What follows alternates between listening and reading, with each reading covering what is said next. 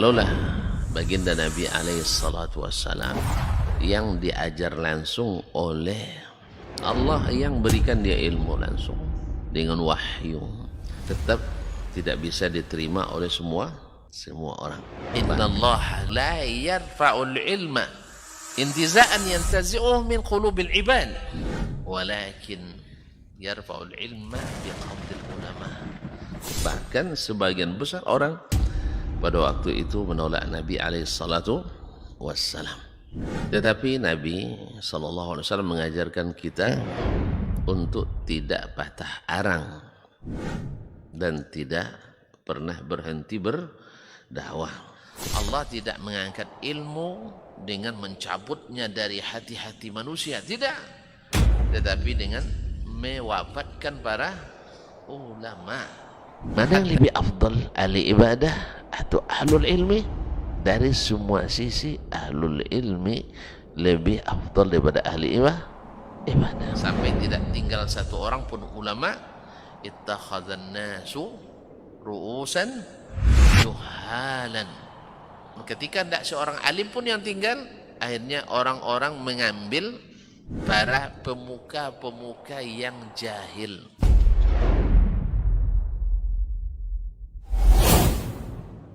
Assalamualaikum warahmatullahi wabarakatuh. Innal hamdalillah nahmaduhu wa nasta'inuhu wa nastahdihi wa nastaghfiruhu wa natubu ilayh wa na'udzu billahi min shururi anfusina wa sayyiati a'malina. May yahdihillahu fala mudilla lahu wa may yudlil fala hadiya lahu. أشهد أن لا إله إلا الله وحده لا شريك له وأشهد أن محمدا عبده ورسوله لا نبي ولا رسول بعده. يا أيها الذين آمنوا اتقوا الله حق تقاته ولا تموتن إلا وأنتم مسلمون. يا أيها الناس اتقوا ربكم الذي خلقكم من نفس واحدة وخلق منها زوجها وبث منهما رجالا كثيرا ونساء واتقوا الله الذي تساءلون به والأرحام إن الله كان عليكم رقيبا. يا أيها الذين آمنوا اتقوا الله وقولوا قولا سديدا يصلح لكم أعمالكم ويغفر لكم ذنوبكم ومن يطع الله ورسوله فقد فاز فوزا عظيما. أما بعد فإن أصدق الحديث كتاب الله وخير الهدي هدي محمد صلى الله عليه وسلم وشر الأمور محدثاتها وكل محدثة بدعة وكل بدعة ضلالة وكل ضلالة في النار. معاشر الكرام, Bapak dan Ibu-ibu, saudara dan saudari, kaum muslimin dan muslimat yang dirahmati Allah Subhanahu wa taala.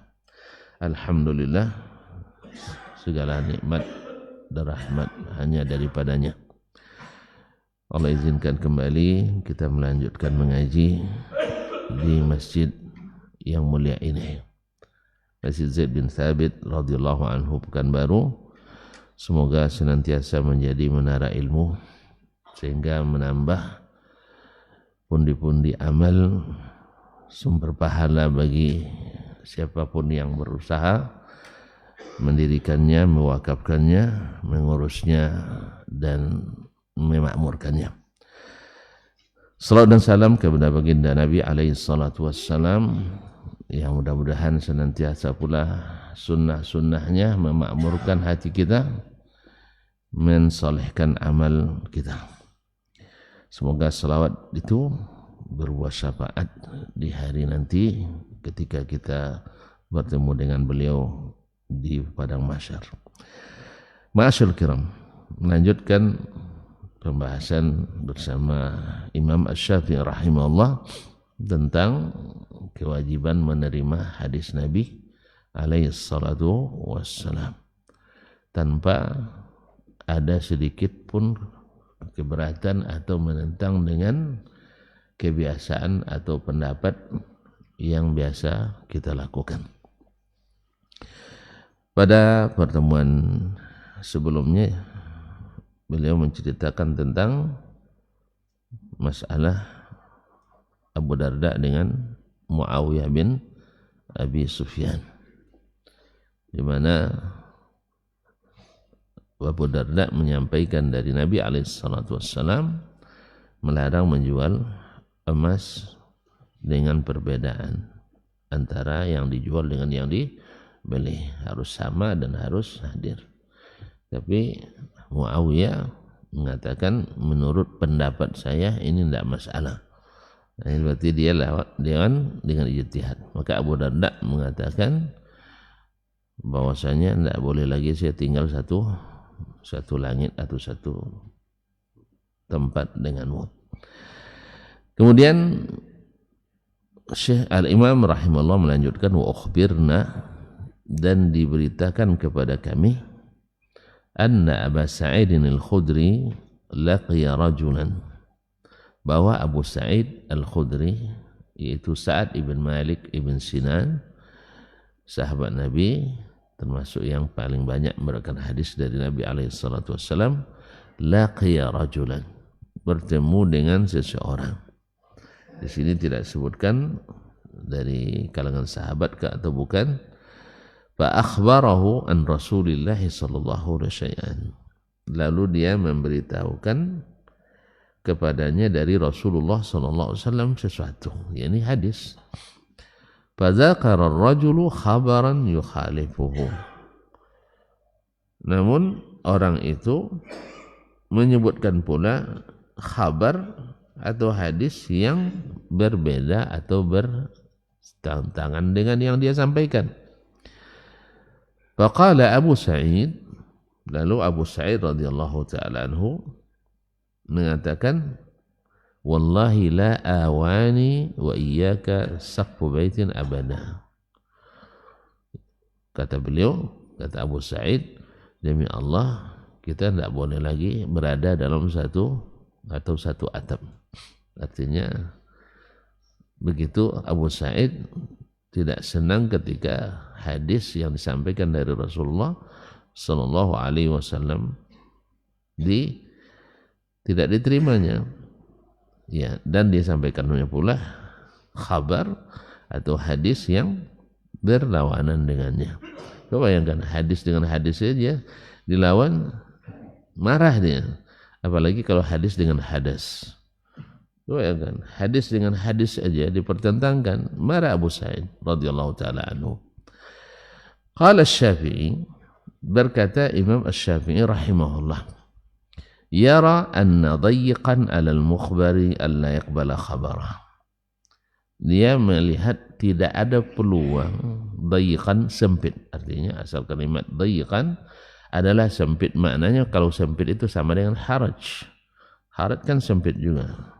Jadi tidaklah ada kelapangan bagi seseorang yang diberitakan kepadanya hadis Nabi, alla yaqbal khabarahu, untuk tidak menerima khabar itu yang disampaikannya. Wa qad dzakara khabaran yukhalifu khabar Sa'id, padahal orang itu juga menyampaikan khabar yang berbeda dengan khabar Abu Sa'id dari Nabi sallallahu alaihi wasallam, dari Nabi sallallahu alaihi wasallam. Walakin fi khabarihi wajhani, cuman khabar yang dibawakan oleh orang itu memiliki dua penafsiran. Kalau hadis Abu Sa'id tidak menerima penafsiran kecuali nas dalam masalah. Makanya dalam ilmu usul fiqih disebutkan, bila bertentangan antara dalil yang nas dengan dalil yang bukan nas atau zahir, maka didahulukan dalil nas. Kalau bahasa sekarang yang tekstual, ya, bertentangan dengan kontekstual, didahulukan yang tekstual. Tidak sebaliknya. Ini orang sekarang semuanya dikontekkan, kan? Kadang-kadang tidak sesuai. Artinya yang nas yang hanya maknanya satu didahulukan dari maknanya yang multi tafsir. Dan disinilah banyak terjadi penyimpangan itu. Tafsirnya sudah ada dari Nabi Sallallahu Alaihi Wasallam, tapi ditafsirkan dengan tafsiran yang tidak dengannya Nabi menafsirkan. Mau contoh? Tapi jangan marah. Ini tentu kalau sudah sampai ke contoh marah lagi, ya tersinggung. Punya amal awak didaibkannya katanya, amal dia disahihkan. Ya, saya menghafalnya itu pula, ingat sekarang kan. Mau janji tidak tersinggung itu. Nah, kalau ya iyalah. Misal ya hadis tentang doa bersama atau zikir bersama. Bukankah di dalam hadis-hadis disebutkan Nabi dakhala alaihim yauman, Nabi masuk ke dalam masjid suatu hari, fawajadahum hilakan, Nabi mendapatkan mereka sedang berkumpul. Lalu Nabi menanyakan, apa yang menyebut kalian berkumpul? Lalu dia menyebutkan, nazkurullaha wa nahmaduhu ala ma manna alaina minal Islam. Kami bertasbih memuji Allah Subhanahu wa taala karena telah memberikan kami nikmat masuk Islam. Dalam hadis lain juga, majtama'a qaumun fi baitin min buyutillah ya yatluna kitaballah wa yatadarasuna fima bainahum. Dalam riwayat lain disebutkan yazkurunallah, mereka sama-sama berzikir pada Allah Subhanahu wa taala.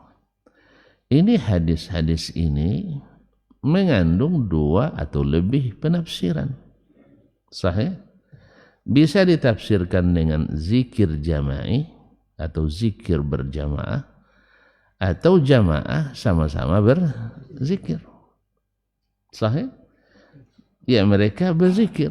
Sekarang misalnya kita sekarang sama-sama belajar atau belajar bersama. Sahih? Atau sama-sama membaca atau membaca bersama.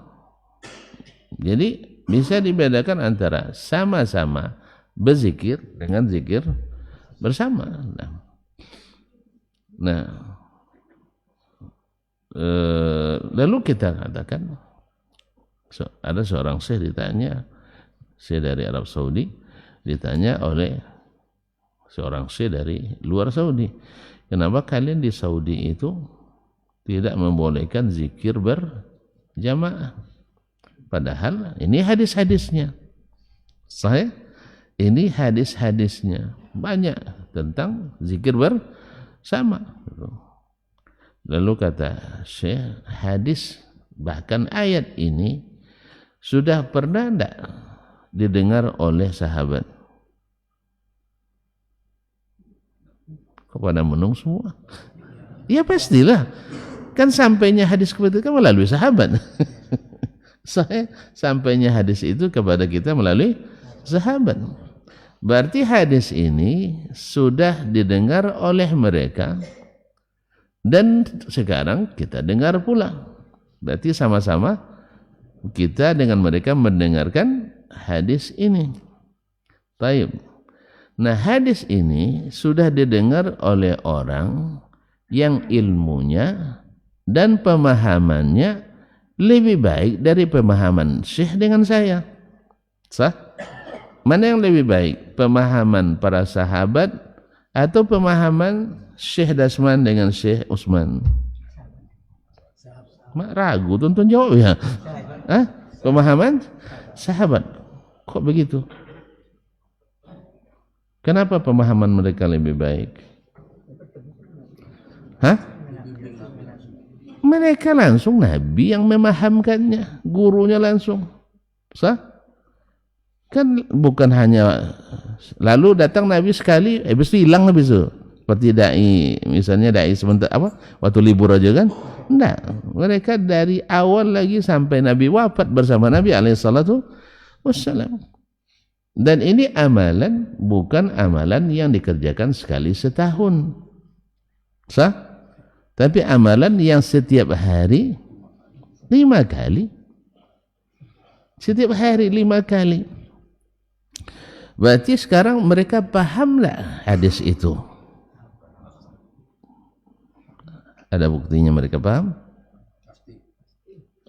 Hah? Nah, itu kan kira-kira aja. Kan dia orang Arab, pandai bahasa Arabnya. Apa buktinya mereka paham? Buktinya mereka paham, amalan mereka diterima. Apa bukti amalan diterima? Allah ridha pada mereka. Mungkin Allah ridha pada orang yang amalannya tidak diterima? Nah. Berarti kalimat ridha Allah SWT menandakan mereka itu orang-orang yang diterima amalannya. Sahih? Taib. Kemudian yang mengatakan hadis itu siapa? Yang mengatakannya Nabi SAW. Pahamlah Nabi dengan apa yang dia ucapkan? Oh, berarti ya. Jangan Nabi tidak paham. Nabi paham. Tapi sekali lagi multi tafsir Ustaz. Oke, multi tafsir kan? Nah, sekarang tafsirnya kita tanya, siapa yang lebih tahu tafsir itu? Orang yang mengatakannya langsung atau kita? Yang mengatakan langsung. Atau ada sebagian orang, dulu saya mengatakan sesuatu dalam kajian, ada ustadz itu memahami tidak yang saya maksud. Lalu saya datangi, saya lebih paham apa yang kamu maksudkannya, katanya. Ya gimana lagi, angkat tangan saya. Saya datang untuk menjelaskan ini maksud saya, Buya. Jelas? Saya mau jelaskan. Nah, dia bilang enggak, saya lebih paham dari kamu apa yang kamu katakan. Ya kalau gitu angkat tangan saya. Nah, buatlah apa yang kamu mau. Karena dia lebih paham apa yang saya maksudkan. Ada orang seperti itu? Ada. Kamu pasti itu yang kamu maksudkan, sah? Kecuali kita pembohong, iyalah. Kecuali kita bohong, lain yang kita ucapkan, lain pula yang kita simpan. Enggak. Nah, makanya saya bilang kalau perlu, ini rekamannya. Silakan dengar dari awal sampai akhir. Kalau benar nanti dari ucapan saya itu seperti yang Ustaz tafsirkan, insya Allah saya akan mengumumkan rujuk saya. Saya minta maaf dan akan saya umumkan di depan khalayak. Sebagaimana saya ceramahkan di depan khalayak, akan saya umumkan di depan khalayak pula. Tidak perlu, tidak mau. Kalau gitu, ayo kita dengarkan bersama-sama sekarang. Kan tidak lamanya, hanya 50 menit sekian ya. Kan tidak lama kan? Awak makan 2 jam kadang tidak terasa kan? Nah, ini sama mendengarkan untuk klarifikasi. Saya bawa rekamannya. Ayo kita dengarkan bersama. Juga tidak perlu. Atau ginilah, saya ulang ceramahnya dengan masalah yang sama, Ustaz ikut mendengarkannya. Lebih tidak mau lagi, masa saya di bawah dia di atas kan? Tidak usah di bawah, duduk di samping. Tidak mau. Nah, jadi kalau begini, ini dah mati gas yang dilaku. Tidak bisa diungkit-ungkit lagi. Dia lebih paham ucapan saya daripada saya. Begitulah. Jadi orang-orang, kadang-kadang orang-orang hebat juga. Tapi karena mengikut hawa, tidak mau menerima kebenaran. Padahal supaya klarifikasi, kalau memang kita salah, apa salahnya? Siap salah. Nah, tapi orang kadang-kadang tidak mau mencabut keraguan dan kebimbangannya pada kita karena ada sesuatu. Nasallallahu alaihi wasallam.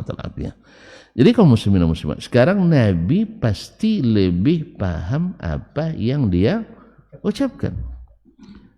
Dan sahabatnya yang menjadi murid-murid langsungnya juga pasti lebih paham apa yang Nabi ucapkan. Walaupun ucapannya mengandung dua penafsiran. Lalu kita tanyakan, mana di antara kedua penafsiran tadi yang dipahami olehnya dan dipahami oleh para sahabatnya? Walhamdulillah, alhamdulillah kita temukan amalan Nabi berapa kali sholat selama hidupnya? lupa lagi ya. Enggak bisa aja dihitung. Hitung tanggal turun kewajiban salat sampai Nabi wafat. Pernah kita hitung dulu lebih kurang pokoknya ribuan kali, sah? Kan 13 tahun. Gitu aja kok repot. Setelah 15.000 13 tahun dikali bukan kali 360 dulu. Iya 360 kali 5 23.000 je. 23.000. Oke lah yang 3 tahun di Mekah kan tak salat berjamaah kan. Jadi yang sampai di Mina 10 aja lah. Coba bayangkan. Itu yang 17.000 barangkali itu yang hitung ya, Masya Allah. Ya mikirkan 17.000 kali. Tak sekalipun diriwayatkan beliau memimpin doa dengan suara serentak itu. Mulainya sama, ujungnya sama. Kalau kebetulan sama, tidak ada masalah. Berarti Nabi memahami hadisnya bahwa mereka berzikir maknanya adalah sama-sama berzikir, bukan zikir bersama. Dan itu sepakat kita, tidak ada masalah. Nak kumpulkan orang Seriau ini sama-sama berzikir, tidak apa masalah. Ya, salat di suatu tempat, salat fardu, akhirnya mereka zikir sama-sama berzikir, tidak ada masalah. Umumkanlah hari ini kita memperingati hari kemerdekaan. Mari kita sama-sama banyak berzikir, berzikir. Sama-sama berzikir, tapi bukan zikir bersama. Karena apa? Karena ini yang dilakukan oleh beliau. Beliau mengatakan hadis itu dan itu yang diamalkannya. Berarti dua makna tadi bukan keduanya dimaksud. Kecuali kalau kita temukan, ya sekali-sekali beliau zikir jama'i. Artinya zikir bersama, sekali-kali pula sama-sama berzikir, berarti kedua makna itu dimaksud. Jelas? Nah, sejelas itu banyak juga yang tidak jelas. Itu masalahnya. Sejelas itu banyak yang berusaha mengaburkan itu. Sebab apa? Tidak mau seperti para ulama, seperti para sahabat yang disebutkan oleh Imam Syafi'i ketika datang dari Nabi yang jelas mengikutinya. Agak enggan enggan, masih bertahan dengan salah satu dari dua penafsiran itu. Padahal Nabi sudah tafsirkan. Paham tak? Ini yang terjadi dengan Abu Sa'id Al-Khudri tadi. Orang itu membawakan hadis, ini pada menurut Imam Syafi'i ya, membawakan hadis yang mengandung dua penafsiran. Satu berbeda dengan hadis yang dibawakan oleh Abu Sa'id. Yang satu sesuai. Harusnya dia menerima. Karena hadis Nabi lebih baik ditafsirkan dengan hadis Nabi alaihissalam. Jangan bertahan juga dengan salah satu dari dua kemungkinan tafsir tadi. Itulah sebabnya Abdullah bin Abbas, Abdullah bin Umar, Abu Sa'id Al-Khudri, Umar bin Khattab diriwayatkan daripada mereka, man hajjaka bil Quran fahajjahu bis sunnah. Siapa yang melawan hujahmu dengan Al-Quran, maka jawab dengan as-sunnah. Apa sebab? Li'anna al-Qur'ana zuwujuh. Al-Quran itu multi penafsiran. Nah, siapa yang lebih tahu tafsir yang pas? Adalah Nabi sallallahu alaihi wasallam. Mau tambah contoh? Udah mulai tersinggung ya. Ini bakal kena semua kita nantinya. Saya tambah contoh biar tonton tahu. Ini contohnya dari Al-Quran. Sebenarnya sudah tonton dengar, cuman masih lupa. Mungkin itu masalah, masih lupa. Nah, hilang pula contoh tadi. Saya contoh baru nih. Contoh. Apa contoh yang bagus? Fabi rahmati minallahi fabidzalika falyafrahu huwa khairum mimma yajma'un. Dengan rahmat dari Allah, dengan demikianlah hendaknya mereka bergembira, dan itu lebih baik dari apa yang mereka kumpulkan dari kehidupan dunia. Jadi dengan rahmat Allah dan keutamaan dan karunia-Nya hendaklah mereka bergembira. Nah, kalimat ini atau ayat ini lalu dihubung-hubungkan dengan ayat lain, yaitu wa ma arsalnaka illa rahmatan lil alamin. Kami tidak mengutusmu kecuali menjadi rahmat bagi sekalian alam. Berarti kita mendapatkan nabi itu adalah rahmat. Oleh sebab itu hendaklah kita bergembira dengan datangnya rahmat itu. Nah, bergembira di sini kan multi penafsiran. Multi tafsir. Kalau orang kita yang suka pesta, berarti buat pesta syukuran. Kan bergembira tuh. Kalau perlu undang sound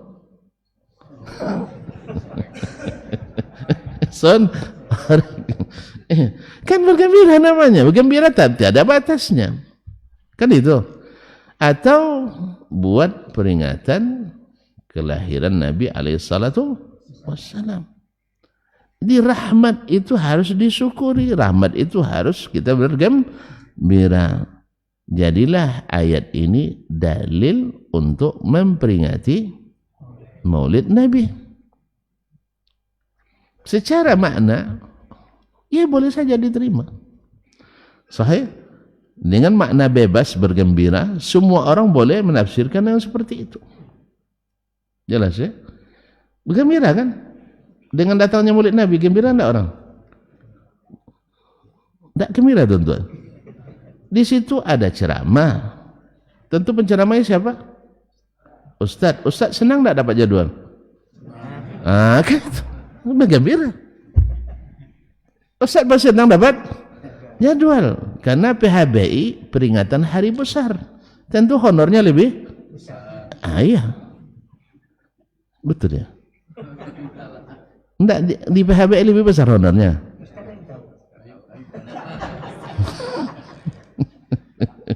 Betul.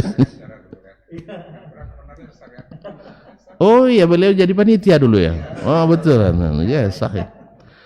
Kan ada, kalau di instansi kan sudah masuk mata anggaran.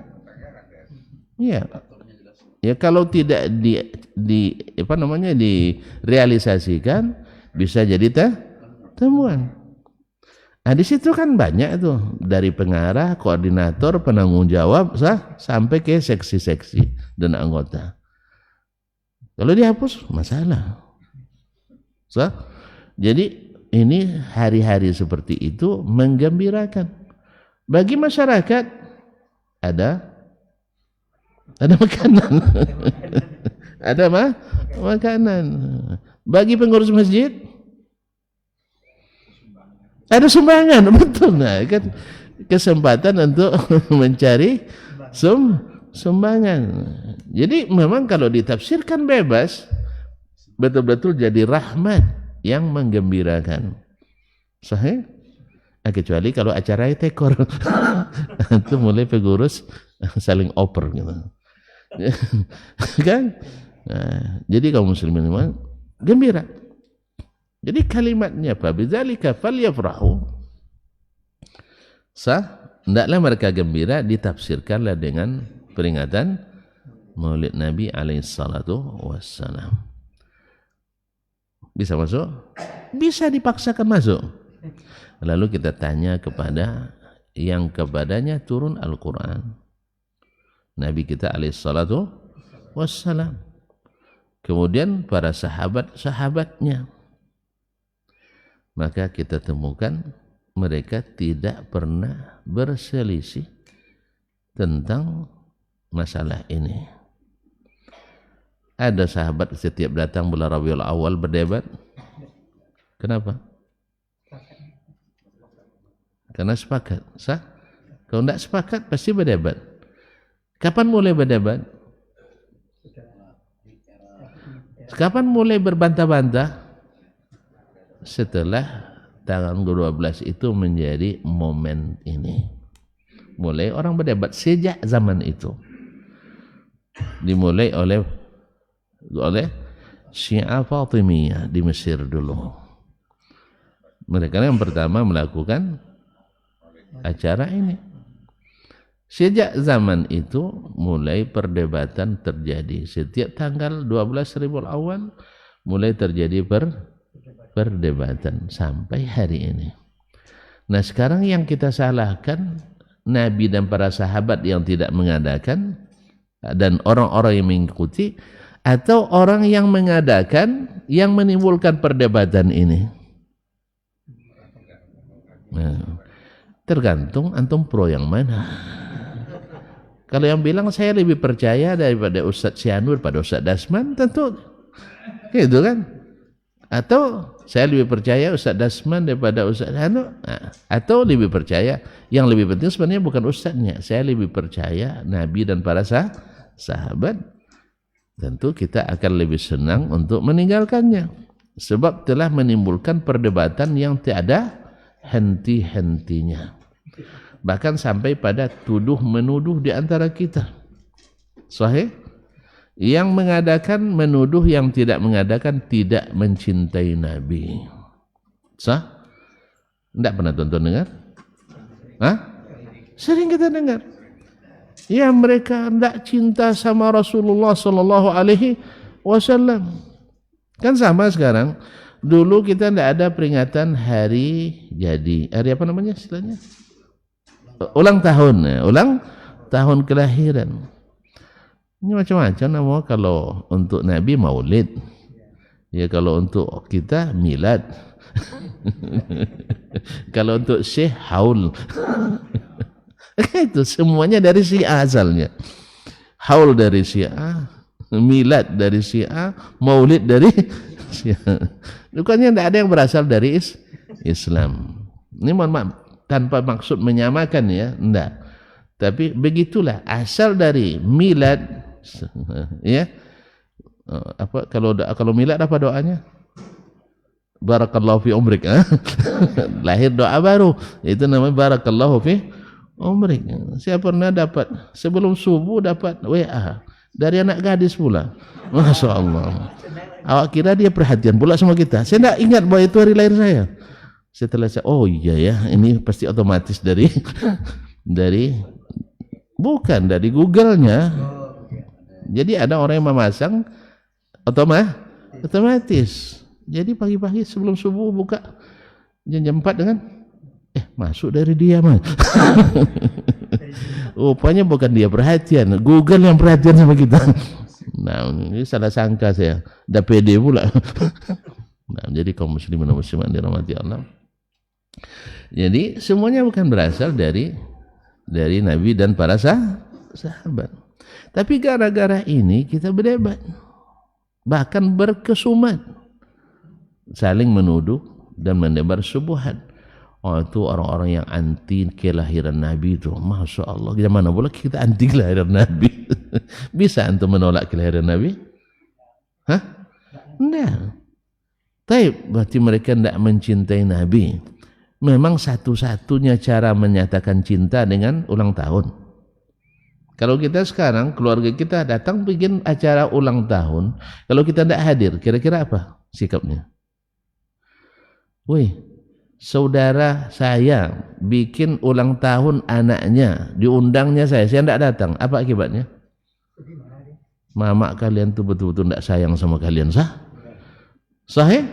Tertuduh saya tidak sayang sama mereka. Walaupun setiap hari saya beri sesuatu hadiah, pas ulang tahun tidak hadir, dibilang tidak sayang.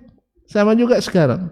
Walaupun kita bersilaturahim terus misalnya, tapi pas walimah mereka buat acara undang artis ibu ibu desa.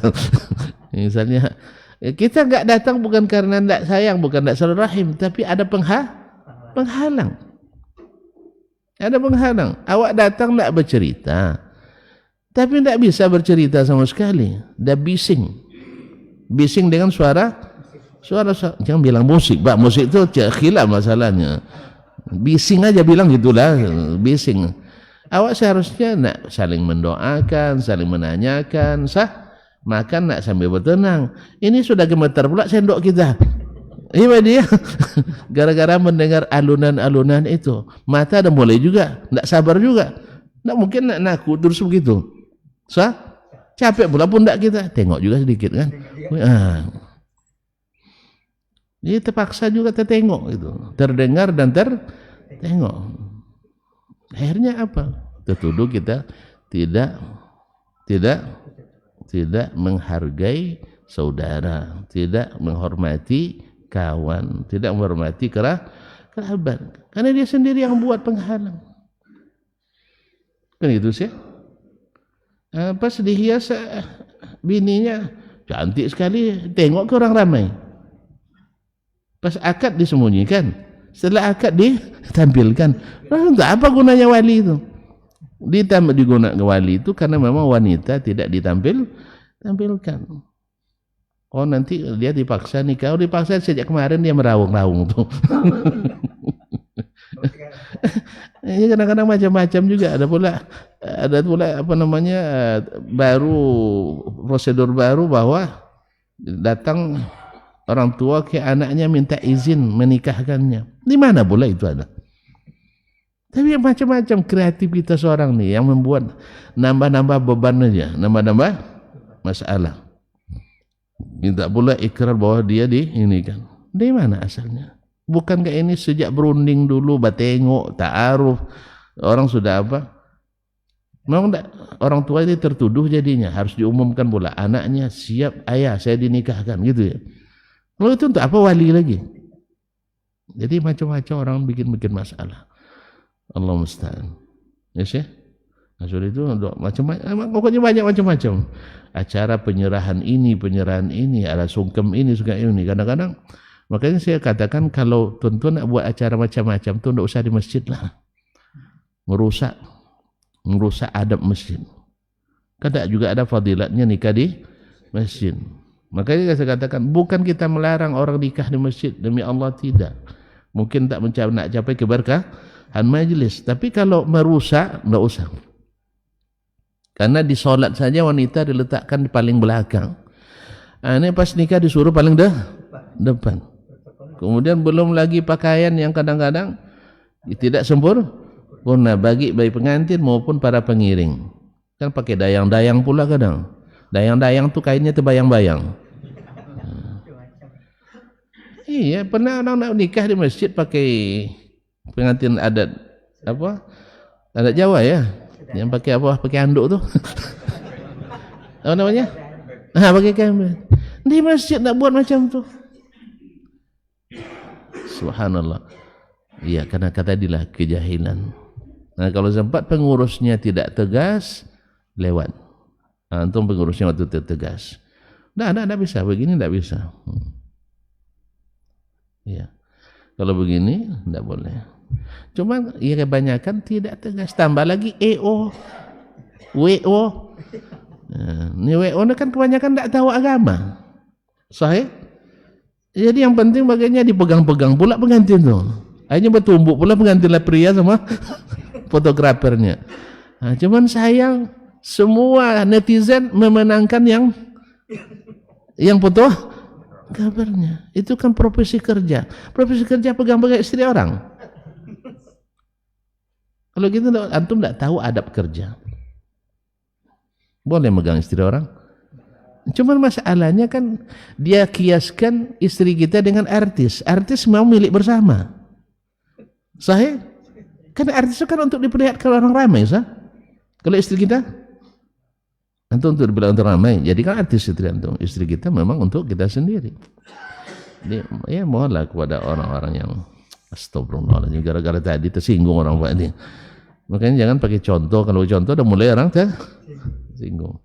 Jadi kita lihat ternyata penafsiran ayat itu, hadis itu tentang cinta Nabi, tentang bergembira, kita dapatkan pada Nabi dan para sahabat, bukan dengan melakukan perayaan, bukan dengan peringatan, tetapi dengan mengikuti Nabi alaihissalatu wassalam. Itulah maknanya mereka, kami mengingat-ingat nikmat Allah. Setelah bertemu dengan Rasulullah, kejahilan itu hilang, permusuhan itu hilang. Ini menambah permusuhan. Kan bukankah yang melakukan menuduh yang tidak melakukan, yang tidak melakukan menuduh yang melakukan, akhirnya saling menuduh, akhirnya diprovokasi. Dari seluruh umat Islam di dunia hanya Wahabi yang tidak melakukan. Berarti seluruh ini benar, Wahabi salah. Asal tidak memperingati, walaupun tidak ada hubungan sama Wahabi, Wahabi langsung. Kan itu jadinya. Akhirnya jadi Wahabi itu jadi apa? Gelar yang tidak baik jadinya. Gara-gara tidak mau maulid.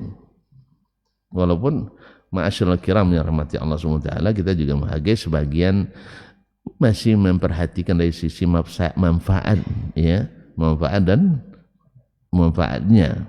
Ya, kalau manfaat kan kita sudah sebutkan, tidak semua yang bermanfaat itu dihalalkan syariat. Sahih? Tidak semua manfaat dihalalkan oleh syariat. Riba ada manfaatnya. Sahih? Bagi siapa? Bagi yang meminjamkan. Bagi yang meminjamkan ada manfaatnya kan? Saya ngendap di saku saya atau di bawah bantal saya 10 juta. Lalu Pak Edi butuh, maka dia dapat manfaat minjam. Saya dapat manfaat pengembalian.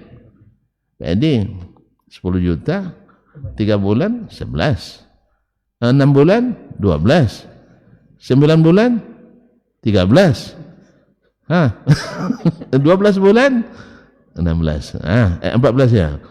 Kan setahun saya dapat 4 juta, manfaat enggak? Pak Edi dapat manfaat enggak? Utangnya harusnya, hartanya disita, dengan saya bantu, enggak jadi disita motornya. Kalau disita motornya NMAX 25 juta, saya selamatkan 25 juta dengan pinjam 10 juta. Dari kerugiannya seharusnya dia rugi 20 juta, saya selamatkan dia dengan hanya 4 juta. Berapa untung Pak Edi? Dari 20 kurang 4, 16 juta. Tentu senang dia. Sahih? Oh Ustaz, mohon maaf ternyata setahun tidak selesai. Nah, tambah 500.000 lagi. Dia untung, saya untung juga. Dapat ke lapangan. Sah? Kan dapat ke lapangan juga untung, manfaat. Tapi halal? Halal? Enggak. Sekarang bapak-bapak nengok orang menari, cantik, menarik, seksi, bermanfaat enggak?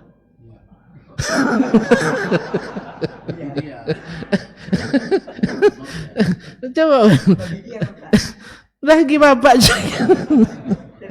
terlepas hasrat kan gitu kan, hasrat melihat terlepaskan. Kalau itu solusi bisa dicarikan dalilnya. Berarti tampilan secantiknya innallaha jamilun yuhibbul jamal. Allah itu cinta keindahan. Maka tampilkanlah penampilan yang indah, suara yang indah. Akhirnya dapat dalil ini, duduk itu depan bukan? Sambil ngelus-ngelus jenggot begini. Ikut goyang dikit. Manfaat. Tapi halal, haram. Makanya manfaat tidak menghalalkan. Yang menghalalkan itu adalah syariat. Jadi Allah tidak nafikan manfaat dari khamar. Allah tak manfaatkan dari taruhan. Ada manfaatnya. Ada manfaatnya. Tapi tidak semua yang bermanfaat dihalalkan.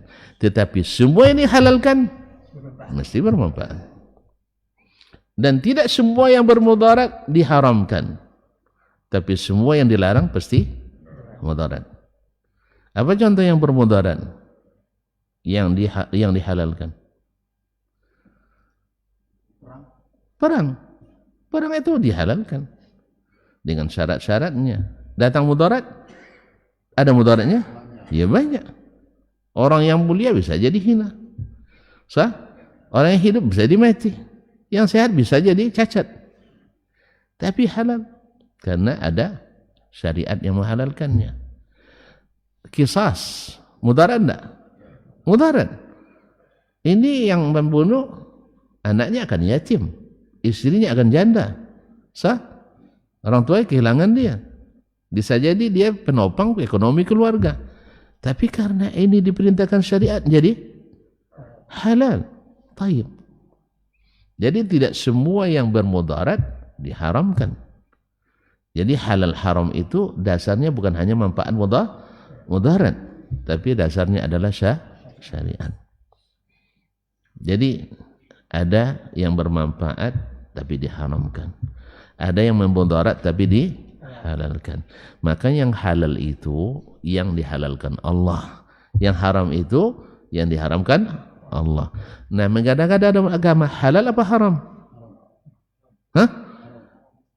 Nah, terjadi khilaf lagi. Akhirnya jadi khilaf lagi. Nabi dan para sahabat menafsirkannya kullu bid'atin dalalah. Lalu datang sebagian menafsirkannya laisa kullu bid'atin dalalah. Walaupun kalimat kullu mengandung dua makna, tapi tafsirannya kembali pada para sahabat lagi.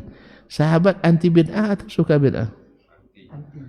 Seriuslah, Umar bilang ni'matil bid'atu hadhihi. Nah, jadi kaum muslimin dan muslimat dirahmati Allah. Ini kita lihat. Jangankan bid'ah amaliyah, bid'ah di masalah sifatnya muamalah saja, mereka tegur. Saya sampaikan hadis Nabi kamu tolak. Apalagi bid'ah amaliyah.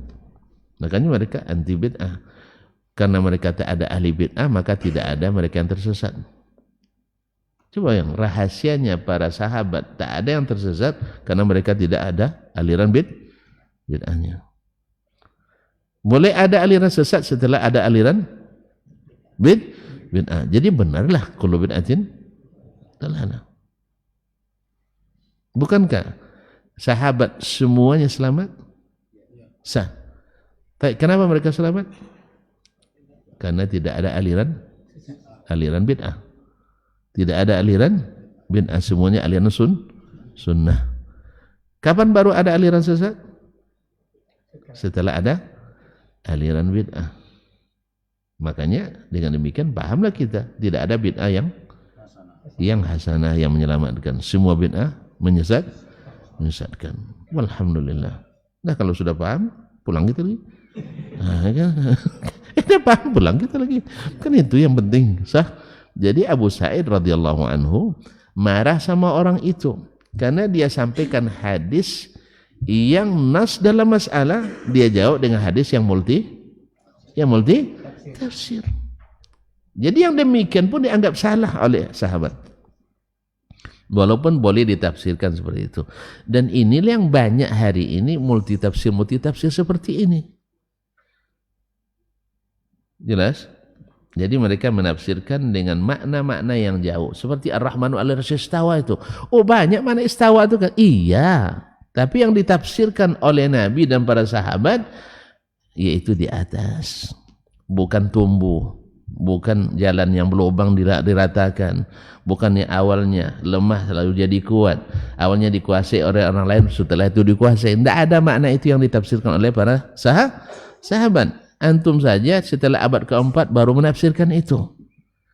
Maka bertentangan penafsiran antum dengan penafsiran Nabi dan para sahabat.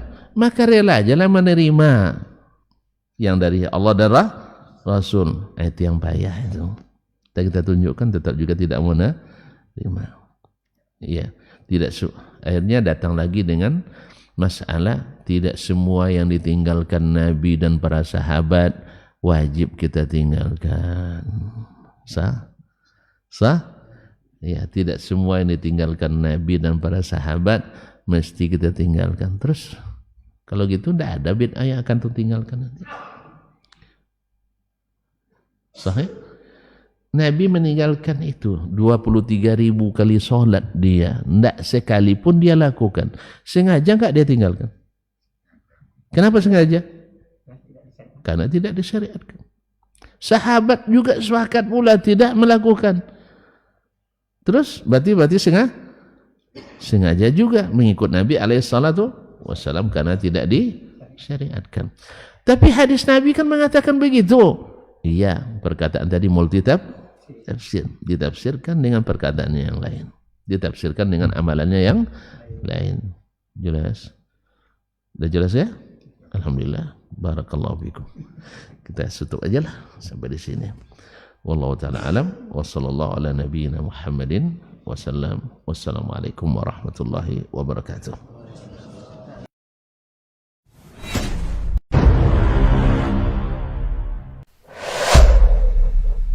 Dunia dan seisinya ini bagi Allah tak sama nilainya dengan sebelah sayap lalat. Barang siapa yang beramal untuk akhiratnya, Allah akan cukupkan baginya urusan dunia. Sayati zamanun 'alan nasi as-sabiru fihim qalqabit al-jamarah. Akan ada satu masa di akhir zaman yang berpegang teguh dengan agamanya seperti orang yang sedang memegang bara